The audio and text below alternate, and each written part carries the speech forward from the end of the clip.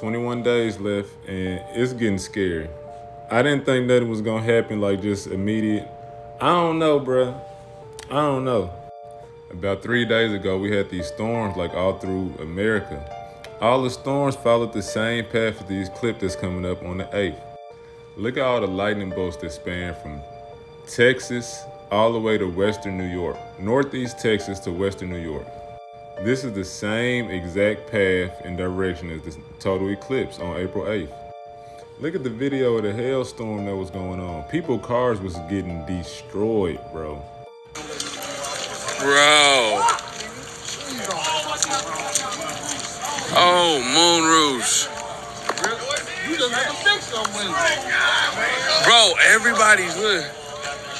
That umbrella ain't gonna do nothing. Oh my God, it looks like bullet holes, bro.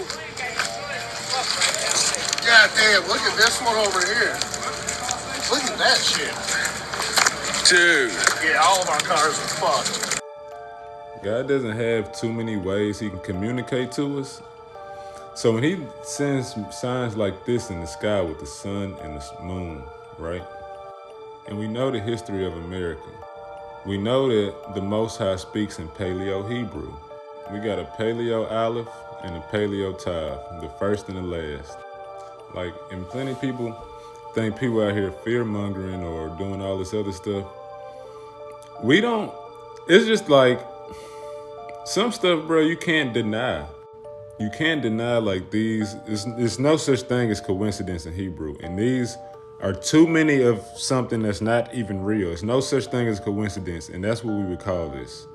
All them storms and tornadoes following the path of this eclipse coming up on the 8th, all them lightning strikes following that path, the hailstorm right there in Texas. And I know an evil and adulterous generation will look for a sign. And I won't give them no sign but the sign of Jonah. And I hope y'all been doing y'all homework on the sign of Jonah. There's 4 gospels of Jesus Christ. This story is told in all of them. When he says an evil and adulterous generation will come and look for a sign, but I will give no sign except the sign of Jonah. But only one out of those 4 does he add on and say, as Jonah was in the belly of the beast, I will also go into the belly of the earth for 3 days and then rise up again. But in the other 3 books, it only says he was in the sign of Jonah. Jonah was in the belly of the whale, and when he got spit up and regurgitated, he landed in Nineveh, where God had sent him to go and have those people repent so they could be saved. Jonah didn't like them people, man. He didn't mess with the Ninevites. He thought they was evil people and didn't deserve to be saved. That's how he ended up even inside the belly of the beast. He tried to go and do something else and go somewhere else, and then got swallowed up by a whale. And then he got took to Nineveh after 3 days and got spit up there. And then he's like, all right, I'm gonna complete this mission God sent for me to do. But what they don't tell you is when he gets there, it's a whole total solar eclipse. And the people in Nineveh were scared to death. So he gets there, the total eclipse happening, and he telling them people, repent, repent. It just went dark in the middle of the day. And he's screaming out, repent. And he telling them God is coming, like, y'all need to repent for y'all sins.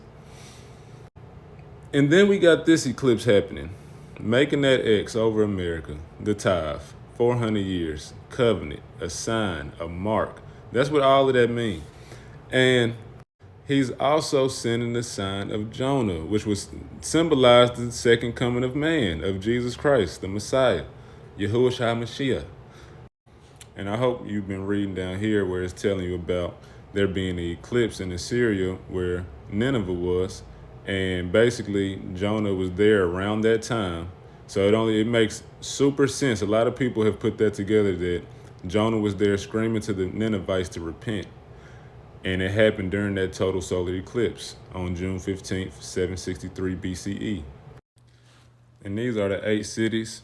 Even though it's only 7 in America, and it was 7 Salems in 2017 that the total eclipse was perfectly 100% over.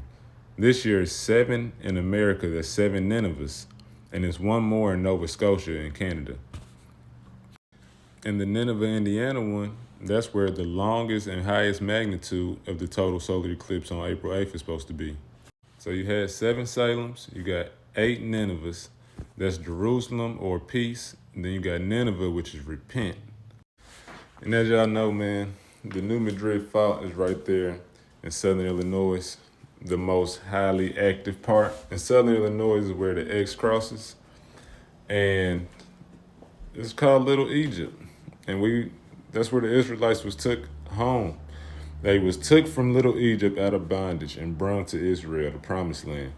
And it's like the Bible, it repeats itself. It's a Bible of patterns.